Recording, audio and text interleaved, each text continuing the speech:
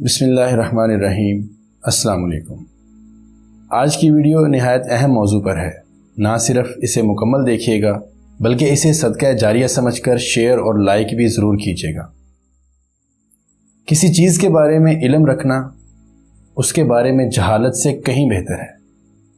حضرت حذیفہ رضی اللہ تعالیٰ عنہ نبی کریم صلی اللہ علیہ وآلہ وسلم سے شر یعنی فتنوں کے بارے میں سوال کیا کرتے تھے کہ کہیں اس میں مبتلا نہ ہو جائیں۔ دجال سب سے بڑا فتنہ ہے۔ نبی کریم صلی اللہ علیہ وآلہ وسلم کو اپنی امت کے بارے میں اس کا بہت اندیشہ تھا۔ یہی وجہ ہے کہ آپ نے اس کے بارے میں امت کو خبردار کیا، ڈرایا اور آگاہ فرمایا، اس لیے کہ دجال کے ساتھ بہت سے عظیم فتنے اور شبہات ہوں گے، حتیٰ کہ وہ یہ دعویٰ بھی کرے گا کہ وہ رب العالمین ہے۔ جب ہم دجال کی صفات، علامات اور اس سے محفوظ رہنے کے طریقے معلوم کر لیں گے تو اللہ رب العزت ہمیں ضرور اس کے شر سے بچا لے گا انشاءاللہ۔ آج کی ویڈیو میں ہم یہ سب کچھ جاننے والے ہیں کہ مسیح دجال کون ہے، کیا وہ آج کہیں موجود ہے، کیا اسے پہلے کبھی کسی نے دیکھا ہے، اس کی علامات کیا ہوں گی، اس کے خروج کے اسباب کیا ہوں گے، اور دجال کو بہت غصے میں مبتلا کرنے والی بات کیا ہوگی، اور دجال کے بارے میں غلط عقائد کیا ہیں۔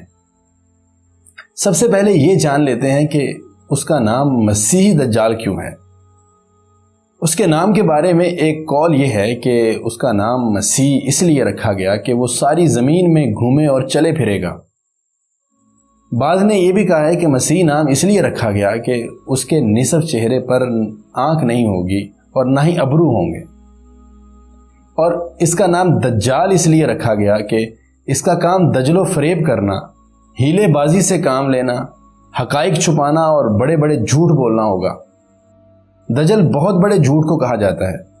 وہ بہت بڑے دجل و فریب سے کام لینے والا، بہت جھوٹ بولنے والا اور بہت بڑا متکبر ہوگا۔ وہ لوگوں سے اپنی ذات پر ایمان لانے کا مطالبہ کرے گا۔ دجال کے پاس بہت سے شبہات اور ہیلے ہوں گے جن کی مدد سے وہ لوگوں کو فتنے میں مبتلا کرے گا۔ رسول اللہ صلی اللہ علیہ وآلہ وسلم کے زمانے میں مدینہ میں ایک یہودی لڑکا تھا جس کا نام ابن سیاد تھا۔ یہ لڑکا بھی ایک مہمہ تھا۔ نبی کریم صلی اللہ علیہ وآلہ وسلم کو بھی اس کے دجال ہونے کے بارے میں تردد تھا۔ اس کے اور نبی کریم صلی اللہ علیہ وآلہ وسلم کے درمیان ایک واقعہ پیش آیا جس کی تفصیل کچھ اس طرح سے ہے۔ سیدنا عبداللہ بن عمر رضی اللہ تعالیٰ عنہ بیان کرتے ہیں کہ نبی کریم صلی اللہ علیہ وآلہ وسلم حضرت عمر بن خطاب اور چند دیگر لوگوں کے ہمراہ ابن سیاد کی جانب روانہ ہوئے۔ انہوں نے اسے بنو مغالہ کے ایک قلعے کے پاس لڑکوں کے ساتھ کھیلتے ہوئے پایا۔ اس وقت ابن سیاد قریب البلوغ تھا، یعنی بلوغت کے قریب تھا۔ اسے نبی کریم صلی اللہ علیہ وآلہ وسلم کی آمد کا اس وقت پتہ چلا جب آپ صلی اللہ علیہ وآلہ وسلم نے اپنا ہاتھ اس کی پشت پر مارا۔ اس کے بعد ابن سیاد اور اللہ کے رسول صلی اللہ علیہ وآلہ وسلم کے درمیان کچھ اس طرح سے مکالمہ ہوا۔ آپ صلی اللہ علیہ وآلہ وسلم نے فرمایا کہ کیا تو گواہی دیتا ہے کہ میں اللہ کا رسول ہوں؟ تو ابن سیاد نے آپ کی طرف دیکھا اور کہا کہ میں گواہی دیتا ہوں کہ آپ امیین یعنی ان پڑھ لوگ یعنی اہل عرب کی طرف رسول بنا کر بھیجے گئے ہیں۔ پھر ابن سیاد نے اللہ کے رسول صلی اللہ علیہ وآلہ وسلم سے پوچھا کہ کیا آپ گواہی دیتے ہیں کہ میں اللہ کا رسول ہوں؟ رسول اللہ صلی اللہ علیہ وآلہ وسلم نے اس کی رسالت کا انکار کیا اور فرمایا کہ میں اللہ اور اس کے رسولوں پر ایمان لاتا ہوں۔ اس کے بعد اللہ کے رسول نے ابن سیاد سے ایک اور سوال کیا کہ تجھے کیا نظر آتا ہے؟ ابن سیاد نے کہا کہ میرے پاس ایک سچا اور جھوٹا آتا ہے۔ رسول اللہ صلی اللہ علیہ وآلہ وسلم نے فرمایا کہ پھر تو معاملہ تجھ پر خلط ملط ہو گیا۔ پھر آپ نے فرمایا کہ میں نے تجھ سے پوچھنے کے لیے دل میں ایک چیز چھپا رکھی ہے، یعنی میں نے دل میں ایک لفظ سوچ رکھا ہے، تم اسے معلوم کرنے کی کوشش کرو کہ وہ کیا ہے۔ اللہ کے رسول صلی اللہ علیہ وآلہ وسلم نے اپنے دل میں دخان کا لفظ چھپا رکھا تھا۔ ابن سیاد نے دخان کہنے کی کوشش کی لیکن اسے یہ لفظ ادا کرنے کی توفیق نہ ملی، اس لیے اس نے دخان کی بجائے دخ دخ کہہ دیا۔ دراصل ابن سیاد کے پاس کچھ جن تھے جو اسے چیزوں کی خبر دیتے رہتے تھے۔ جن بھی اس لفظ کو صحیح معلوم نہ کر سکے جو نبی اکرم صلی اللہ علیہ وآلہ وسلم نے اپنے دل میں چھپایا ہوا تھا۔ ابن سیاد نے کہا کہ وہ دکھ ہے۔ آپ نے فرمایا کہ پھٹکار ہے تجھ پر، تو اپنی حیثیت سے آگے نہیں بڑھ سکے گا، یعنی تو کہانت سے آگے نہیں بڑھ سکتا، کیونکہ تو کاہن، دجال اور ہیلا باز ہے۔ حضرت عمر رضی اللہ تعالیٰ عنہ نے عرض کیا کہ اللہ کے رسول صلی اللہ علیہ وآلہ وسلم، مجھے اجازت دیجیے کہ میں اس کی گردن اڑا دوں۔ آپ صلی اللہ علیہ وآلہ وسلم نے فرمایا کہ اسے چھوڑ دو، اگر ابن سیاد ہی دجال اکبر ہے، یعنی یہی بڑا دجال ہے، تو تم اس پر غلبہ نہیں پا سکو گے، اور اگر یہ دجال نہیں ہے تو پھر اسے قتل کرنے میں کوئی فائدہ نہیں، یعنی اگر ابن سیاد ہی دجال ہے تو تمہیں اس کے قتل کرنے کی قدرت حاصل نہیں ہے، کیونکہ اللہ تعالیٰ نے یہ فیصلہ فرما رکھا ہے کہ اسے عیسیٰ ابن مریم ہی اپنے نزول کے بعد قتل کریں گے۔ سالم بن عبداللہ بن عمر کہتے ہیں کہ میں نے عبداللہ بن عمر رضی اللہ تعالیٰ عنہ کو یہ کہتے ہوئے سنا کہ ایک مرتبہ رسول اللہ صلی اللہ علیہ وآلہ وسلم ام ابی بن کعب انصاری کے ہمراہ کھجوروں کے اس باغ کی طرف چلے گئے جس میں ابن سیاد رہتا تھا۔ نبی کریم صلی اللہ علیہ وآلہ وسلم کھجور کے درختوں کے پیچھے چھپتے چھپتے اس باغ میں داخل ہوئے۔ آپ خفیہ طریقے سے اس کی طرف بڑھ رہے تھے تاکہ اس سے قبل کہ وہ آپ کو دیکھ لے آپ اس کی باتیں سن سکیں۔ آپ صلی اللہ علیہ وآلہ وسلم نے دیکھا کہ وہ کمبل اوڑے ایک بچھونے پر لیٹا ہوا ہے اور منہ میں کچھ بڑبڑا رہا ہے۔ ابن سیاد کی ماں نے رسول اللہ صلی اللہ علیہ وآلہ وسلم کو درختوں کے پیچھے آتے ہوئے دیکھ لیا اور کہا کہ ارے صاف، یہ ابن سیاد کا نام تھا، یہ تو محمد صلی اللہ علیہ وآلہ وسلم ہے۔ یہ سنتے ہی ابن سیاد اٹھ بیٹھا۔ رسول اللہ صلی اللہ علیہ وسلم نے فرمایا کہ اگر یہ مداخلت نہ کرتی تو آج ابن سیاد کی اصل حقیقت واضح ہو جاتی کہ یہ دجال ہے یا نہیں۔ اس ضمن میں ایک اور حدیث مبارکہ بھی پیش کرتا چلوں۔ سیدنا ابو سعید خدری رضی اللہ تعالیٰ عنہ بیان کرتے ہیں کہ ایک مرتبہ رسول اللہ صلی اللہ علیہ وآلہ وسلم حضرت ابو بکر رضی اللہ تعالیٰ عنہ اور حضرت عمر رضی اللہ تعالیٰ عنہ کے ہمراہ مدینہ کے کسی راستے پر تھے کہ ان کی ابن سیاد سے ملاقات ہوئی۔ نبی کریم صلی اللہ علیہ وآلہ وسلم نے فرمایا کہ کیا تو گواہی دیتا ہے کہ میں اللہ کا رسول ہوں؟ ابن سیاد نے کہا کہ کیا آپ گواہی دیتے ہیں کہ میں اللہ کا رسول ہوں؟ رسول اللہ صلی اللہ علیہ وآلہ وسلم نے فرمایا کہ میں اللہ پر، اس کے فرشتوں پر اور اس کی کتابوں پر ایمان لاتا ہوں۔ پھر آپ صلی اللہ علیہ وآلہ وسلم نے پوچھا کہ تجھے کیا نظر آتا ہے؟ تو ابن سیاد نے کہا کہ مجھے پانی پر ایک تخت نظر آتا ہے۔ رسول اللہ صلی اللہ علیہ وآلہ وسلم نے فرمایا کہ مجھے سمندر پر ابلیس کا تخت نظر آتا ہے، تو اور کیا دیکھتا ہے؟ ابن سیاد نے کہا کہ مجھے 2 سچے اور ایک جھوٹا، یا 2 جھوٹے اور ایک سچا نظر آتا ہے۔ رسول اللہ صلی اللہ علیہ وآلہ وسلم نے فرمایا کہ شیطان کے اس کے پاس آنے کی وجہ سے اس پر معاملہ خلط ملط ہو گیا ہے، اسے چھوڑ دو۔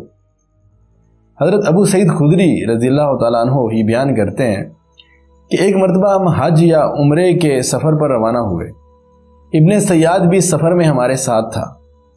جب ہم نے ایک جگہ پڑاؤ ڈالا تو لوگ ادھر ادھر پھیل گئے اور میں اور ابن سیاد تنہا رہ گئے۔ اس کے بارے میں جو باتیں مشہور تھیں ان کے باعث میں شدید وحشت میں مبتلا ہو گیا۔ اس نے اپنا سامان اٹھایا اور میرے سامان کے قریب لا کر رکھ دیا۔ میں نے اس سے کہا کہ دیکھو گرمی بہت شدید ہے، بہتر ہے کہ تم اپنا سامان اس درخت کے نیچے رکھ دو۔ اس نے ایسا ہی کیا۔ ابن سیاد نے اپنا سامان ابو سعید سے دور اس درخت کے نیچے رکھ دیا۔ تھوڑی ہی دیر گزری تھی کہ بکریوں کا ایک ریوڑ ہمیں دکھائی دیا۔ ابن سیاد اٹھا اور جا کر بکریوں کے دودھ سے بھرا ہوا ایک بڑا برتن لے آیا۔ کہنے لگا ابو سعید پیو۔ میں نے کہا کہ موسم سخت گرم ہے اور دودھ بھی گرم ہے، اس لیے میں نہیں پیوں گا۔ دراصل میں اس کے ہاتھ سے کچھ لینا اور پینا پسند نہیں کرتا تھا۔ ابن سیاد نے کہا کہ ابو سعید، لوگ میرے بارے میں جو باتیں کرتے ہیں، مجھے دجال بتاتے ہیں، اس پر میرا جی چاہتا ہے کہ میں کسی درخت سے رسی لٹکا کر خود کو پھانسی دے لوں۔ اے ابو سعید، رسول اللہ صلی اللہ علیہ وآلہ وسلم کی حدیث کسی اور پر مخفی ہو سکتی ہے، لیکن تم انصار سے وہ پوشیدہ نہیں ہو سکتی۔ ابو سعید، تم تو حدیث سے رسول صلی اللہ علیہ وآلہ وسلم کا سب سے زیادہ علم رکھنے والے ہو۔ کیا اللہ کے رسول نے یہ نہیں فرمایا تھا کہ دجال بانج ہوگا، یعنی اس میں باج پن ہوگا، اس کی اولاد نہیں ہوگی، جبکہ میری اولاد مدینہ میں موجود ہے؟ کیا اللہ کے رسول صلی اللہ علیہ وآلہ وسلم نے یہ نہیں بتلایا کہ دجال مدینہ اور مکہ میں داخل نہیں ہو سکے گا، جبکہ میں مدینہ سے آ رہا ہوں اور مکہ جا رہا ہوں؟ حضرت ابو سعید کہتے ہیں کہ میں اس کی باتیں سن کر اسے معذور مان لیتا۔ اتنے میں ابن سیاد نے کہا کہ اللہ کی قسم، میں اچھی طرح جانتا ہوں کہ دجال کی جائے پیدائش کون سی ہے اور وہ اس وقت کہاں ہے۔ ابو سعید کہتے ہیں کہ میں نے کہا کہ تمہارے لیے دن بھر ہلاکت اور بربادی ہو۔ یہاں میں یہ بات بھی واضح کرتا چلوں کہ جب نبی کریم صلی اللہ علیہ وآلہ وسلم ابن سیاد کی کھوج کر رہے تھے تو اس وقت وہ شادی شدہ نہیں تھا اور اس کی اولاد بھی نہیں تھی۔ ابن سیاد کے بارے میں صحیح موقف یہی ہے کہ ابن سیاد مسیح دجال یعنی دجال اکبر نہیں تھا، بلکہ وہ ہیلے باز دجالوں میں سے ایک دجال تھا۔ اس کے پاس کہانت تھی اور شیاطین اسے بعض چیزوں کے بارے میں آگاہ کر دیتے تھے۔ دجال کا فتنہ عظیم ترین فتنہ ہے۔ نبی کریم صلی اللہ علیہ وآلہ وسلم کو اپنی امت کے بارے میں اس فتنے کا بہت خوف تھا۔ تمام انبیاء سابقین نے بھی اپنی امتوں کو دجال کے فتنے سے خبردار کیا تھا۔ اللہ کے رسول صلی اللہ علیہ وآلہ وسلم نے ہمیں ہر نماز کے آخر میں دجال کے فتنے سے پناہ مانگنے کا حکم دیا ہے۔ قرآن مجید میں اللہ تعالیٰ نے کئی چھوٹی اور بڑی علامات قیامت کا تذکرہ فرمایا ہے۔ مثال کے طور پر شق قمر کا واقعہ، اقتربت الساعۃ وانشق القمر، قیامت بہت قریب آن پہنچی ہے اور چاند شق ہو گیا۔ اسی طرح یاجوج ماجوج کا نکلنا، حتی اذا فتحت یاجوج و ماجوج، یہاں تک کہ یاجوج اور ماجوج کھول دیے جائیں گے اور وہ ہر بلندی سے دوڑتے ہوئے آئیں گے۔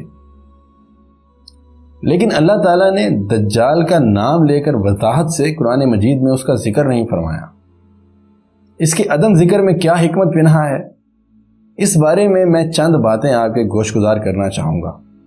اہل علم کا اس سلسلے میں ایک قول یہ ہے کہ سورہ انبیاء اور سورہ انعام کی 2 آیات کے بارے میں یہ کہا جاتا ہے کہ ان میں دجال کا ذکر موجود ہے، جبکہ اس کا نام نہیں لیا گیا۔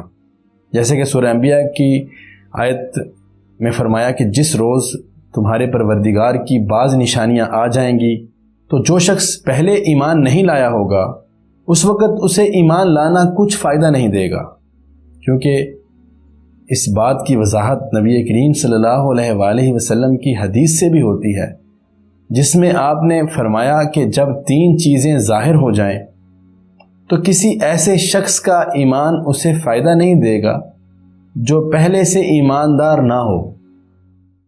ان میں ایک دجال کا نکلنا، دوسرا دابا نامی ایک جانور کا نکلنا، اور تیسرا سورج کا مغرب سے طلوع ہونا۔